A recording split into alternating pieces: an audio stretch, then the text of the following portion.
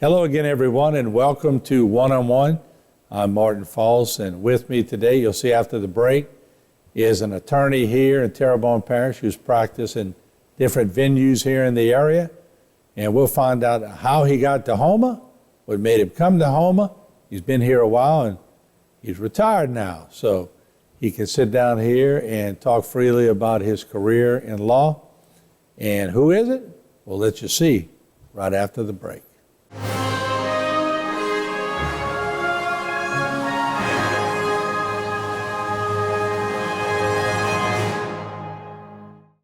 One-on-One is brought to you by the Law Office of Waits and Downer.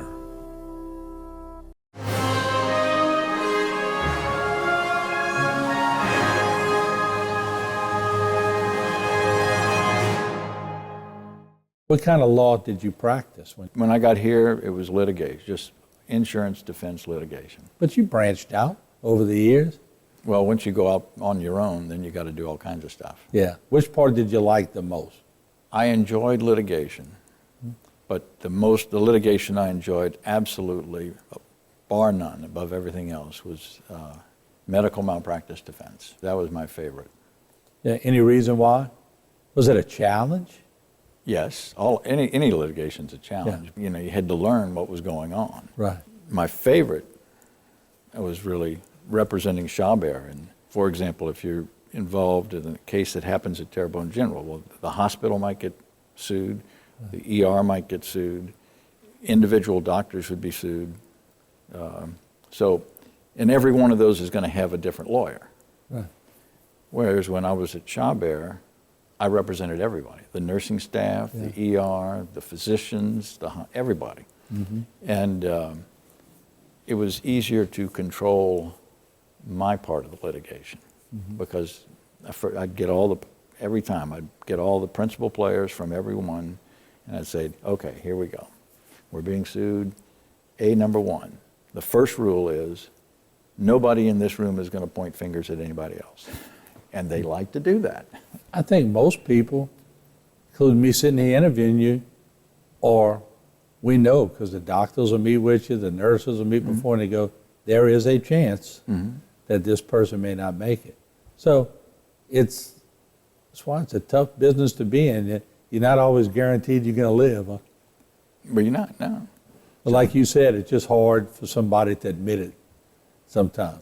But by answering yes, you're not saying I did something wrong. It's just said, yes, it happened. You asked me a fact. So you're not just an attorney, you're a coach. Oh, yeah. I would, before any of my doctors would give depositions, I would meet with them numerous times. And I'm sure throughout your career, some were easier to work with than others. I'm sure lawyers make a list just like everybody in business makes a list. Here's the people I love to meet with. Here's the ones not so much. Like everybody has their own personality. Oh, yeah. I had one.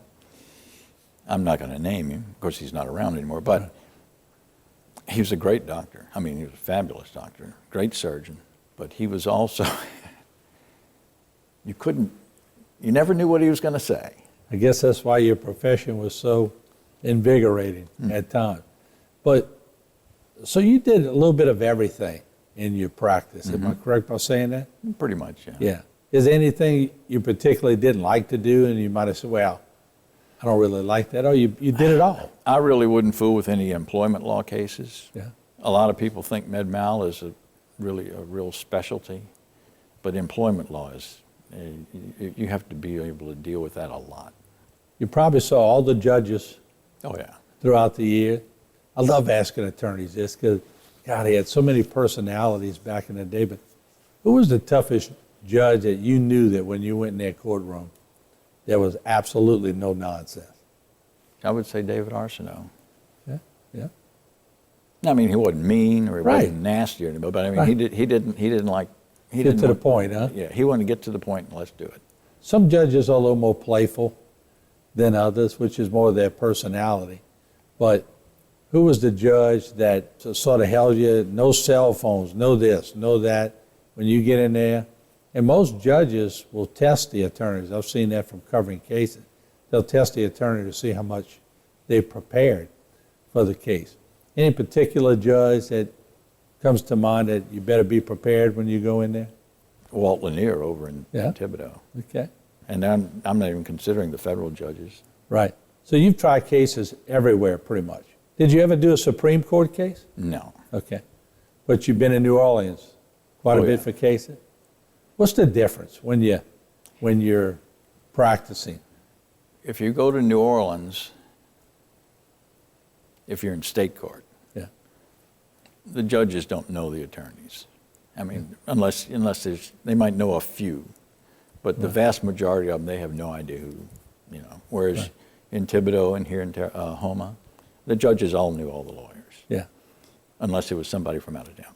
I tried a criminal case in Jefferson Parish in 2016, and after that case, I said, I will never try another criminal case in Jefferson Parish, because that judge, he wasn't an unfair judge, but you couldn't plea bargain.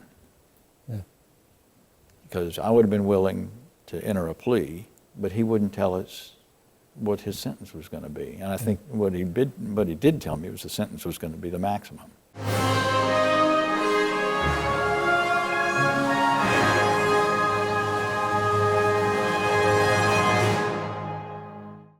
For all of your cases, including those with catastrophic significance, call Waits and Downer Law Firm.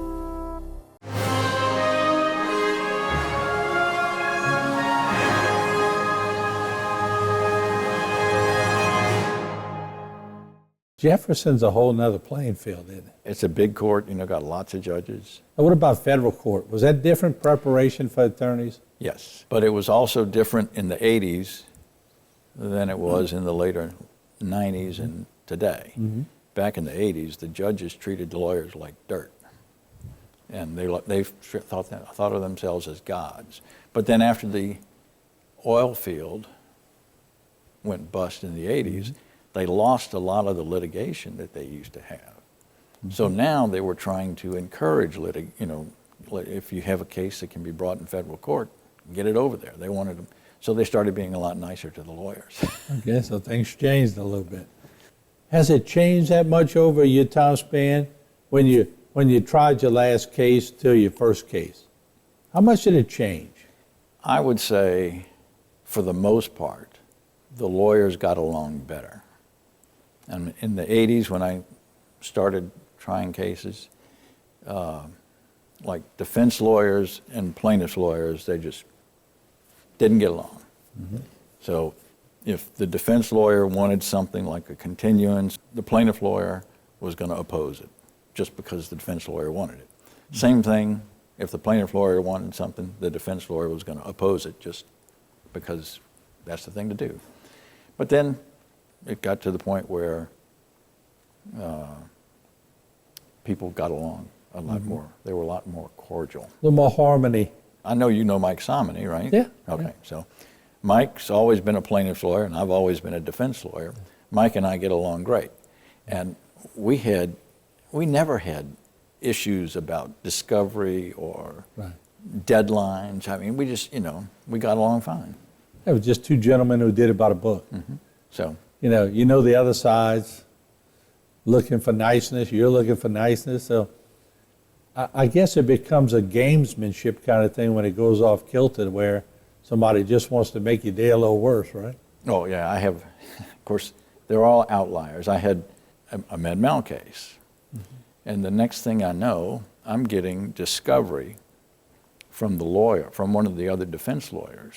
So he's asking me to answer these questions and produce documents. And I'm thinking, what in the world is he doing? So I finally got him on the phone. I said, what are you doing? If I answer this, everybody, including the plaintiff, is going to get these answers and the documents. Just tell me what you want and I'll get it for you. But I don't want to have to produce it in court. Mm-hmm. I mean, I don't know what it is. I don't know whether it's going to hurt or not. But why do I need to do it that way? Because he looked at all the co-defendants and the plaintiff as his enemy. I don't want to ask you who's the most stubborn guy you ever went against. Who's the nicest person that you ever had to go against that was on the other side that was just statesman-like or stateswoman-like or whatever? Just who did you like to go in the courtroom because you knew you were going to get, it was going to be about the law and not about a personality. Yeah, there were a whole bunch of them. I can't really say that any one. But it had to make your life a little easier when you knew you were going up against I can't sit here and tell you, oh, I've got so and so on the other side. That's going to be fine. But I could tell you there was somebody that I got so and so on the other side, and it's going to be miserable. But doesn't every lawyer have their little list of names like Right. that? Absolutely. I guess that's just part of being a lawyer. What else do you do in retirement? What do you do for fun? I know you work out at the Y, don't you? I do. I'm still trying to put stuff back together at my house from Ida, and I don't have a whole lot of it. But my goal is I want to get back to building furniture. So you like to build furniture. Mm-hmm. Tell me some of the things you built. Has this always been a hobby? Oh, no. I certainly never had time for it way back when, and I never have had a lot of time. But, I've built beds, tables, bookcases. Yeah. I'm not as good as Billy Stark now. Yeah, Billy likes to get his hands in some sawdust. Right. Huh? You got to have patience for that, right? You can't try to be in a hurry. Yeah, if you're in a hurry, something's going to go wrong. Right. And you can't fix it, huh? Well, Or you it's can. hard to fix. Yeah, hard to fix would be a. When did you know you loved to do that? I always enjoyed the working with my hands. Uh-huh. And I guess that's why I enjoyed flying the airplanes, because it takes a lot of hand-eye coordination to do that. Yeah, no doubt. Especially, in formation particularly. Yeah. I know other attorneys that love flying. Darryl Christian being one of them. He loves to fly and do different things. But when you're working building furniture, does that just create like a piece for you? Is Yeah, that your own pace kind of thing? Yeah, you just work at it and try to shape things and work. Do you sell it or do you give them away as gifts or why? No, I've given them to my daughters. Yeah. So they always looking for dad to build something? Do they ever come to you with something that looks unrepairable and you go, yeah, I'll take a shot at it? yeah, I like to do that too. Really? Mm-hmm. Okay. What are some of the things they brought you? A dresser drawer that the front was all broken off of, and Yeah. an old toy chest that was sort of in pieces. And then I took another one, a toy chest. My wife's uncle would keep his horse feed in there. It was really worn badly because it was outside and the feed was in there, and the mice and the rats would get in to eat the feed, and they had gnawed stuff in the walls of the chest. And when his granddaughter had her first baby, I took that chest, took it apart, replaced some of the boards, and put it back together. Got a nice, but just did a nice paint job on it, and gave that to her for her child's toy chest. So sentimental stuff.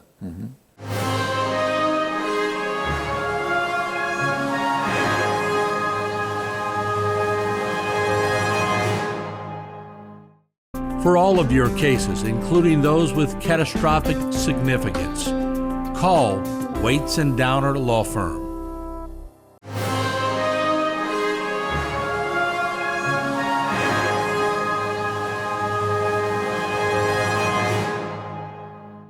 What are you going to miss the most about law? Do you miss anything?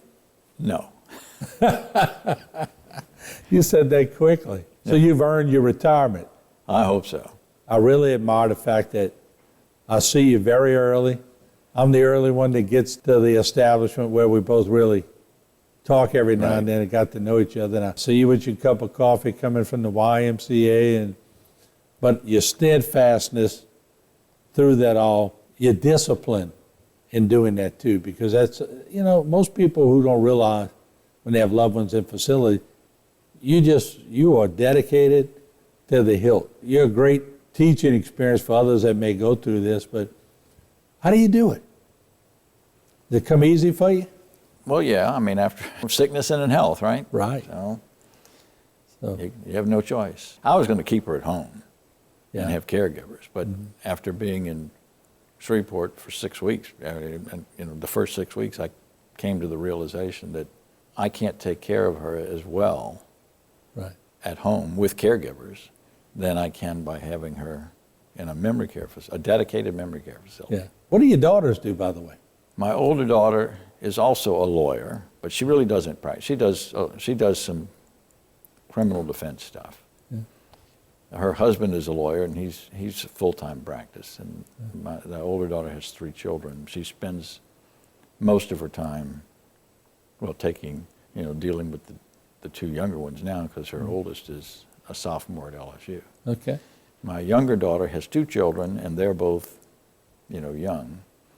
And so she's just a homemaker and mother to the 2 kids, just shuffle, they're all always going someplace. Which is a big job. Right. Yeah. I remember people used to say, oh, she's just a housewife. Yeah, well, I'd always tell people, you try doing that. Right. Yeah, that's pretty crazy. But if I were able to get them in a room and get some of your old teachers or your old instructors when you were learning how to fly, and I said, I want you to give me one word that would describe Rene Williams. Then I went to the judges. Mm-hmm. And I went to some of the attorneys around town. I said, come on, give me that one word that would describe Rene. What do you think, or what would you hope that they would say?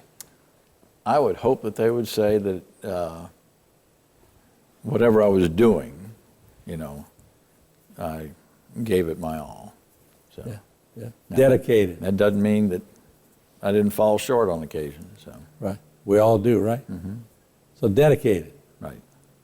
Well, I know one thing. You've been dedicated to your wife for sure. I've seen that. And of course, I never saw you in the courtroom much, but I'm sure everything you took the task to do, even fixing the dresser drawer, I'm sure you put your heart in it and did a fairly good job with it. And I wish you luck, especially in your retirement.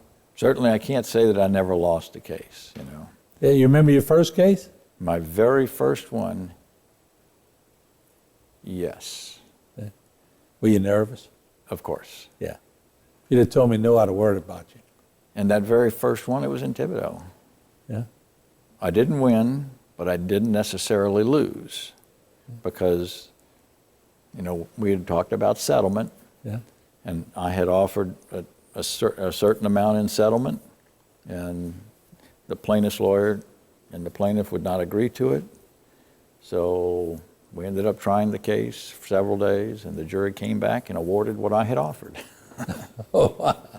So that is a win. that's a push. Yeah, you're right. And it was funny. That was my first jury trial, and the judge was, you remember Randy Perro? Oh, yeah. Okay. It was his first jury trial as a judge. Wow. Yeah. And Gene Go out of Lockport, it was his first jury trial. It was all of ours first jury trial. Wow. Randy became an appellate court judge. He's later. retired now. Yeah, no doubt. So there you go. Your first case was a push. Right. For all of us. Yeah, you're right.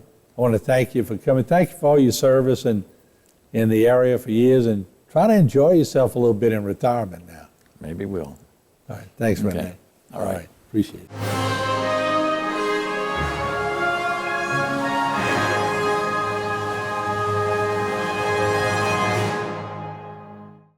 For all of your cases, including those with catastrophic significance, call Waits and Downer Law Firm.